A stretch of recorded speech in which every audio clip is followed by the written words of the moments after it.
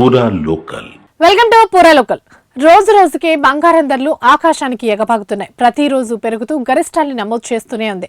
తాజాగా మరోసారి దేశీయంగా అంతర్జాతీయంగా గోల్డ్ సిల్వర్ రేట్లు భారీ స్థాయిలో పెరిగాయి. బంగారం ధర 700 మేర పెరగగా వెండి ధర 9000 పెరగడం గమనార్హం.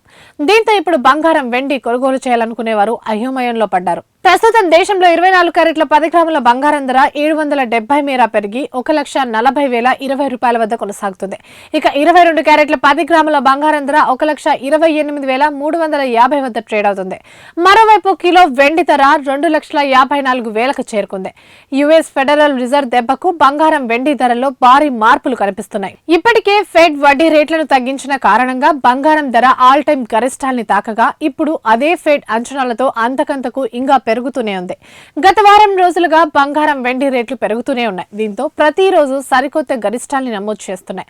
ఫెడ్ వడ్డీ రేట్లను వచ్చే ఏడాది కూడా తగ్గిస్తుందని సంకేతాలు అందాయి.